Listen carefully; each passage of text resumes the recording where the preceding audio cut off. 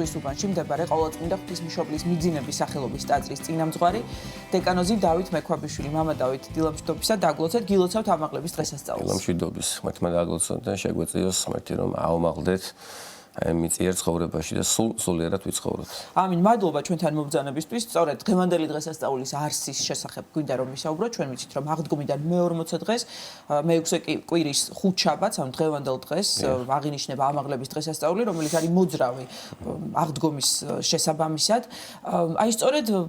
რას ვზეიმობთ დღეს, რას ნიშნავს დღევანდელი დღესასწაული, ამაზე გვინდა რომ ვისაუბროთ. მრავალს დავესწროთ, თქმა უნდა ძალიან ესეთი სიღრმისეული დღესასწაულია, მრავალი კუთხით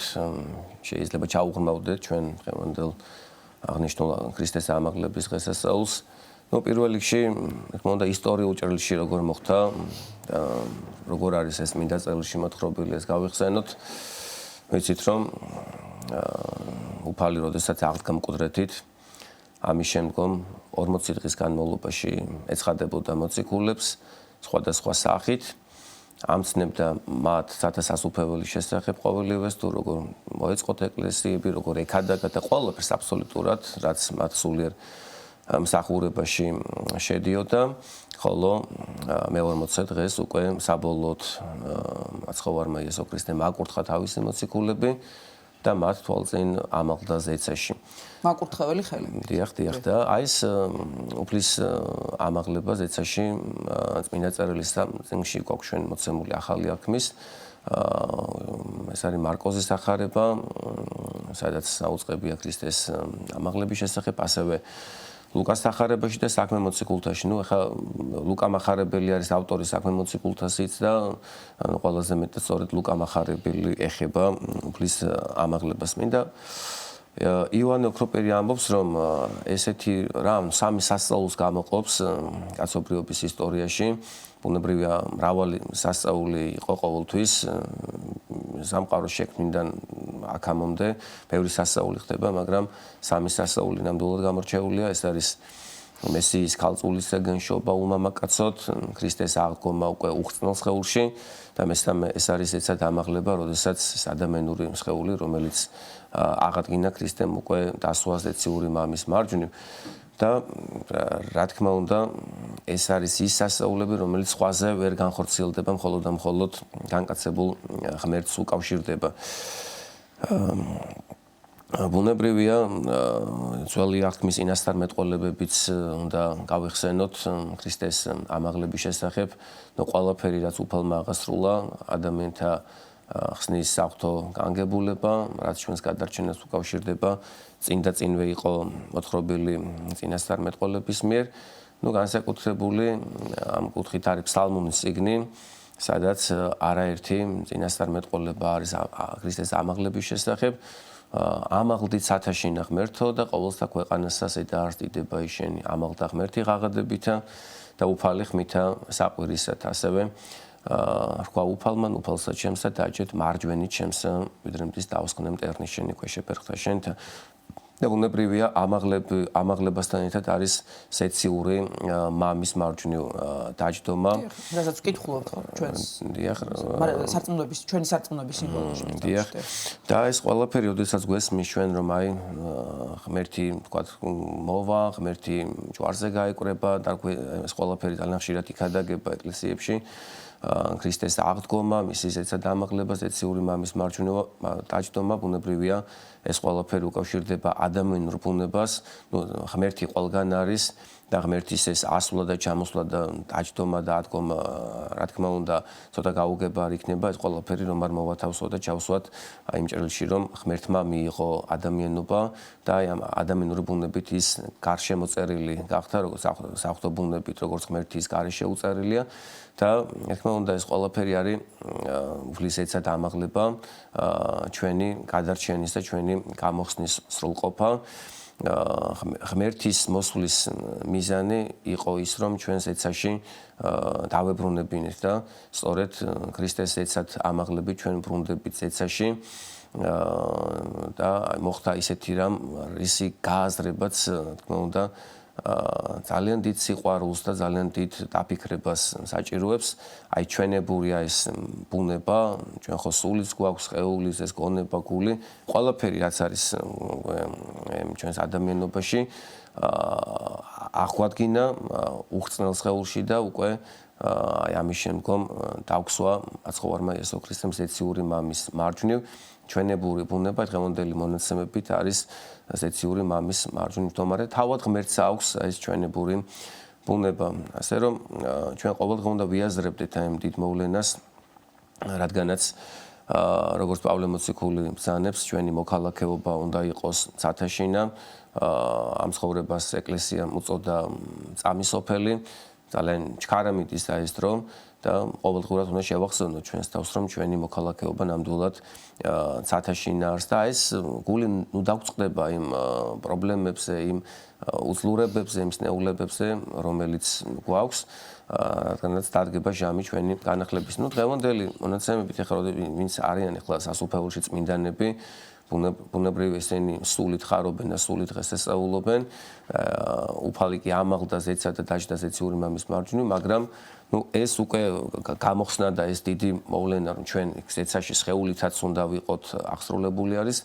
მაგრამ ეს მოხდება უკვე ქრონოლოგიურად დროის კუთხით მეორად მოსვლის ჟამს, როდესაც ყველა სხეული აღგება საფლავისაგან და ეს დიდი შეერთება სწორედ მაშინ მოხდება და დიდი სიხარული. მამა დავით, აი ცოტა გვიჭირს ხოლმე ადამიანებს იმის გააზრება, რომ აი რაც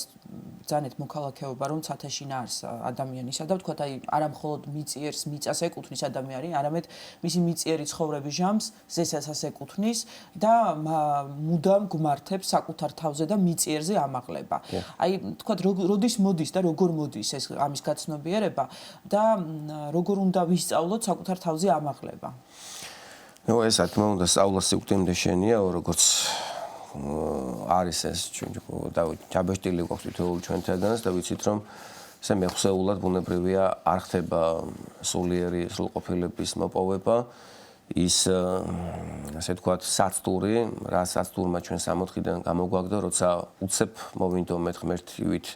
სრულყოფილები გამختარიყავით ბუნებრივია ჩვენ გაცნობიერებული გვაქვს რომ ესე არ იქნება და თქმა უნდა მთავარია ჩვენი მონდომება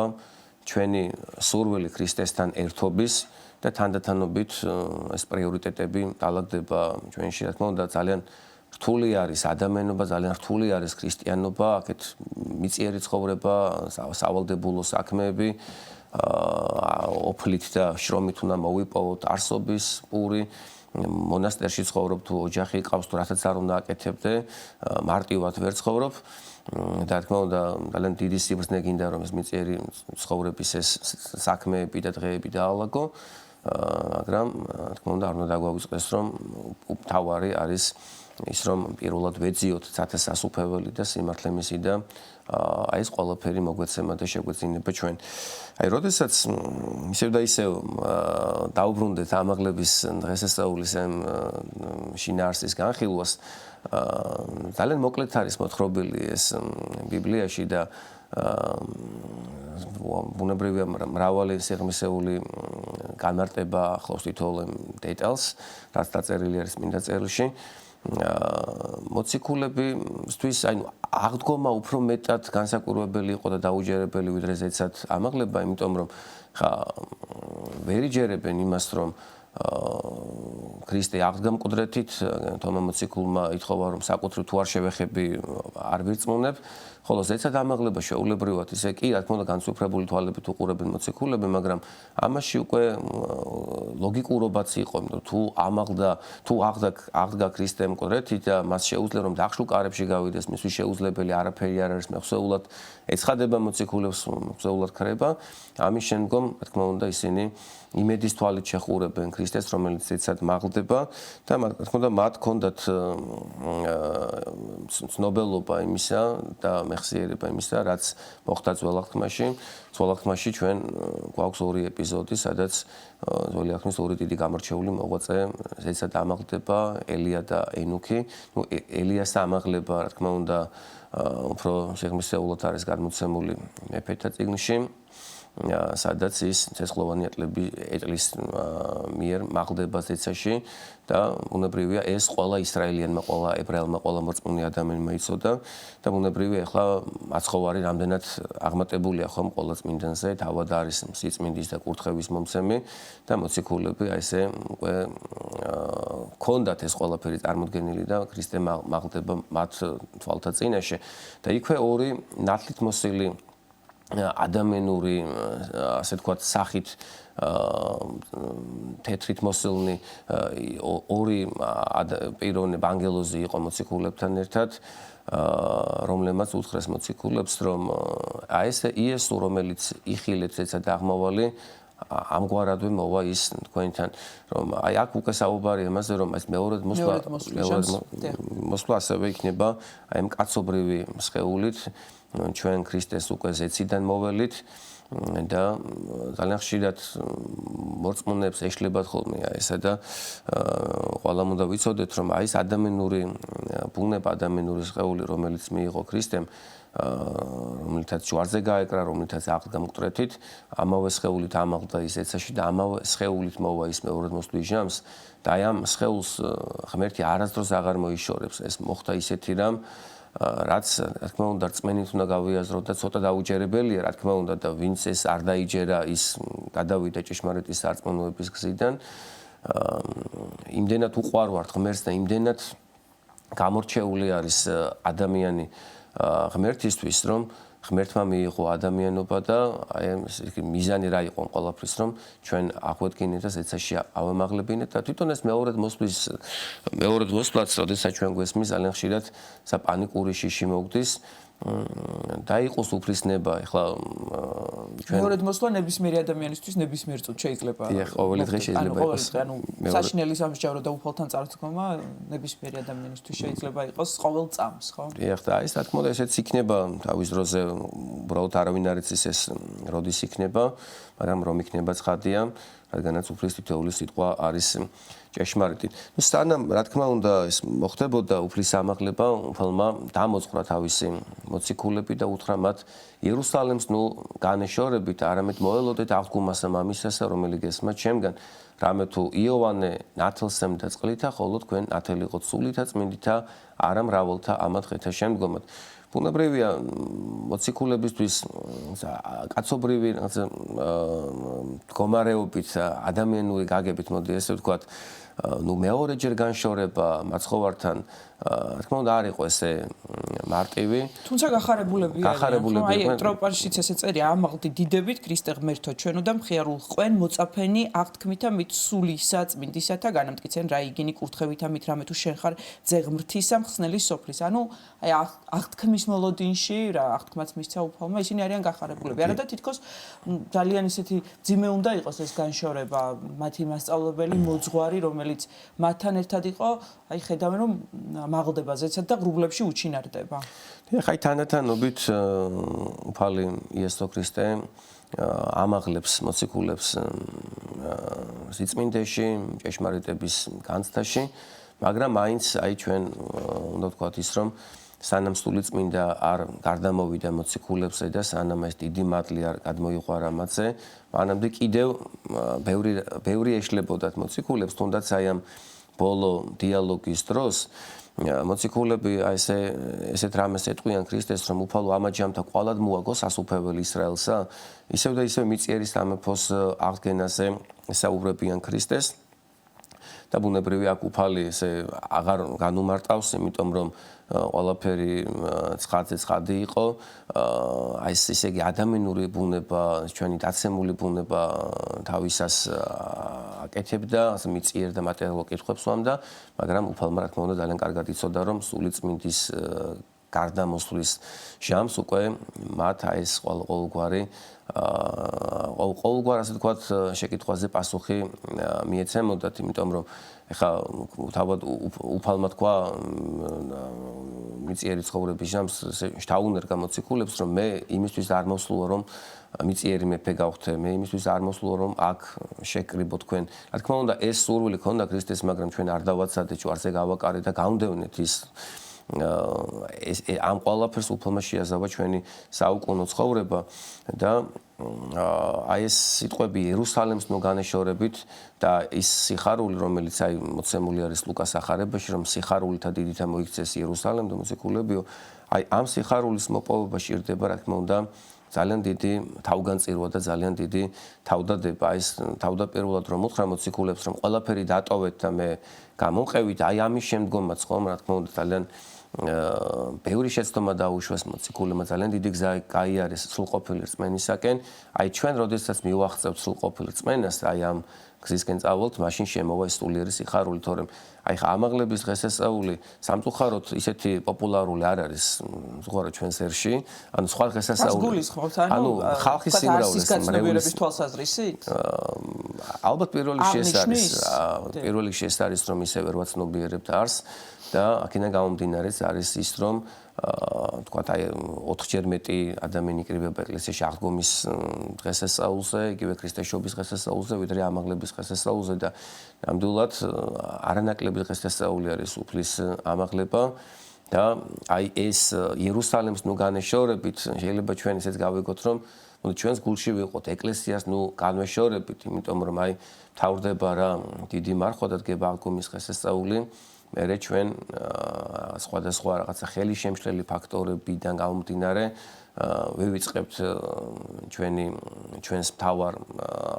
ასე ვთქვათ რაც არის საზრისი ჩვენი ცხოვრების ვივიწყებთ იმას რომ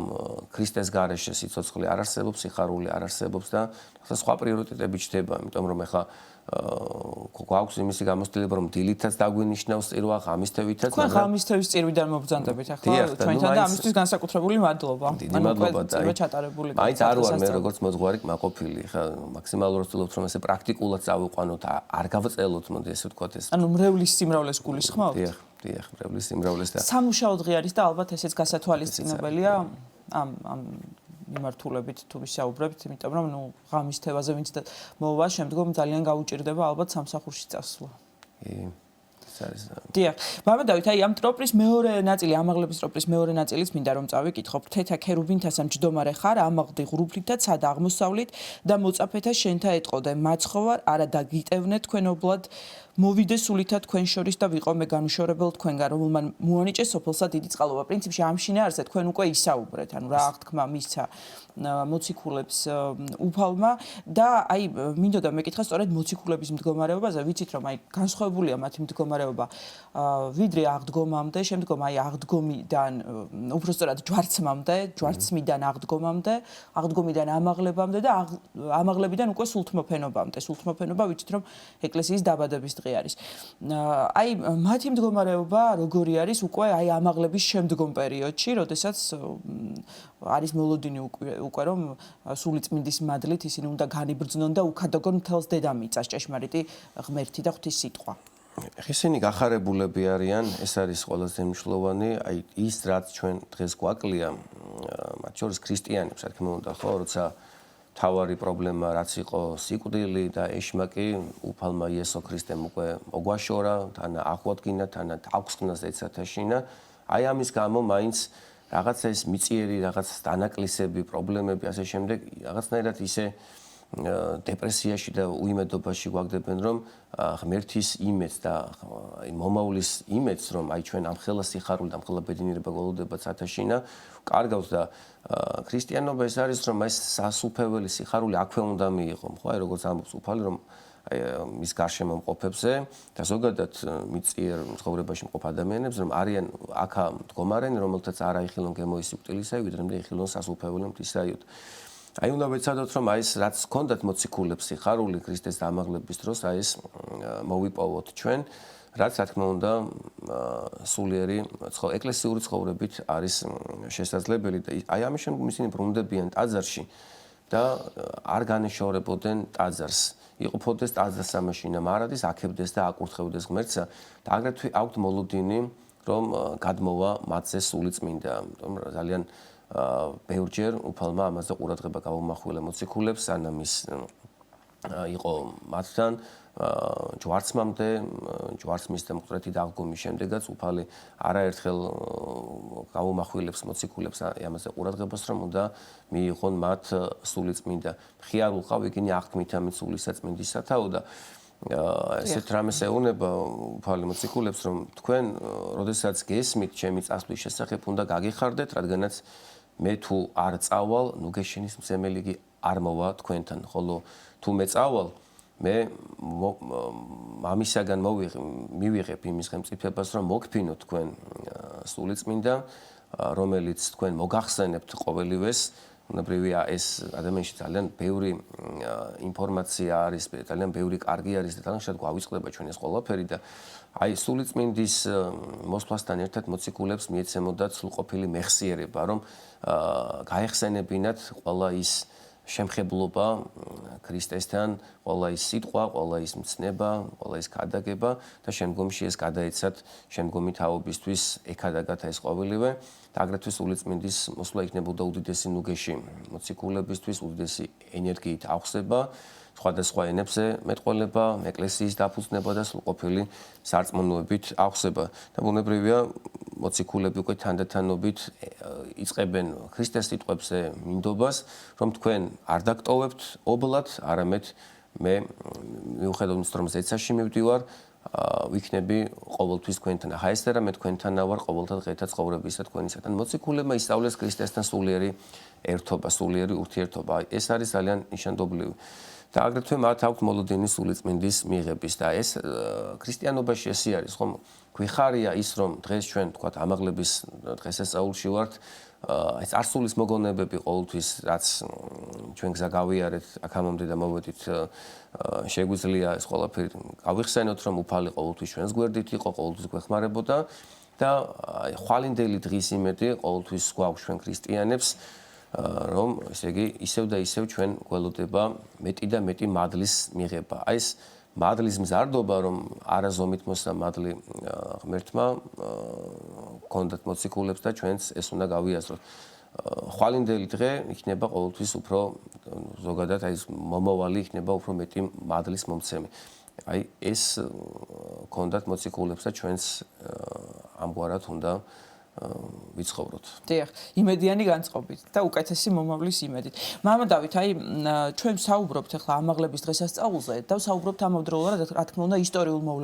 მოვლენაზე, რომელიც მოხდა გარკვეულ დროში და გარკვეულ სივრცეში, გეოგრაფიულ არეალში, იერუსალიმში, ელეონის მთაზე. კონკრეტულად, თუმცა ამ მოვლენას აქვს მარადიული მნიშვნელობა, ვთქვათ, არ დარჩენილა ის პირველ საუკუნეში და აი სწორედ ამასთან დაკავშირებით მინდა გკითხოთ, აი თანამედროვე ქრისტიანისთვის მთავარი გზავნილები რა არის, აი მნიშვნელობა დღეს თანამედროვე ქრისტიანის მიერ გააზრებული ამაღლების დღესასწაულისა, ამაზეც რომ ვისაუბროთ. რა თქმა უნდა, პირველესად უნდა ვიცხოვროთ სულიერად, ეკლესიურად და ძალიან ხშირად ჩვენ გვეშლება ის, რომ რიტუალები, გასაგებია ეს ყველაფერი უნდა გავაკეთოთ, მაგრამ თავარი აი ყველაფრის ჩვენი ღვთისმსახურების და სულიერი ცხოვრების შედეგი უნდა იყოს მოყვასისა და ღვთის სიყვარული. სწორედ აი ამგვარად ცხოვრები ადამიანები, რომლებიც თავს იმდაბლებენ და მოყვას არ განიკითხავენ, მოყვას სიუყვართ და აი ამგვარად მიუყვებიან გოლგოთის გზას, მოყვასის სიყვარული ეს არის გოლგოთის გზა ნამდვილად, იმიტომ რომ თავი უნდა გაწირო თითოეული ადამიანისთვის, როცა მისი საჭიროება არის, ბევრი რამ უნდა მოითმინო, უნდა მოთმინებით ელოდე ადამიანის გამოსწორებას და ყოველდღიურად უნდა ვილოცოთ ღმერთთან ერთობა,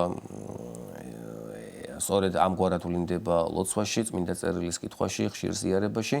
აი ასე ამგვარად რომ ვიცხოვრეთ, მაშინ ჩვენ თანდათანობით უკვე დაგვეტყობა ეს ჩვენი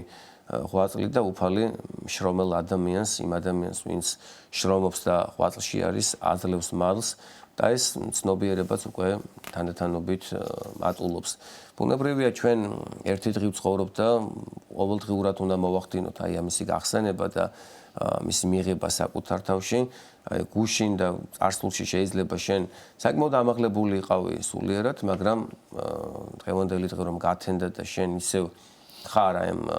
დიდ ბრძოლაში ჩართული, აუცილებლად ყოველგვარი ეს სიბრძნე, გამოცდილება, თავგანწირვა და შენი ნების შერწყმა უნდა მოახდინო ღმერთთან, ასე ამგვარად ბუნებრივია სულიერ ზნეობრივად მოხდება ჩვენი ამაღლებაც. ანუ მარადის საკუთარ თავზე მაღლა, ხო, როგორც ამბობს წმინდა გრიგოლ ნოსელი. დიდი მადლობა მამა დავით, შევახსენოთ მაყურებელს, რომ ამაღლების დღესასწაულზე საუბრობდით და დღევანდელ დღესასწაულთან დაკავშირებით ბუნებრივია ყველა ტაძარში სადღესასწაულო წირვა აღევლინება და საქართველოს კათოლიკოს პატრიარქი უთმინდესი და უნეტარესი შიო მესამე წირვას აღავლენს სადღესასწაულო წმინდა ლიტურგიას აღავლენს მაცხოვრის ამაღლების სახელობის ტაძარში, რომელიც მდებარეობს საბურთალოზე თბილისში, რა თქმა უნდა, და წირვა დაიწყება 10 საათზე. შეგახსენებთ, ჩვენი სტუდიის სტუმარი იყო ზღვის უბანში მდებარე ყოვლადწმინდა ღვთისმშობლის მიძინების სახელობის ტაძრის წინამძღვარი დეკანოზი დავით მექვაბიშვილი.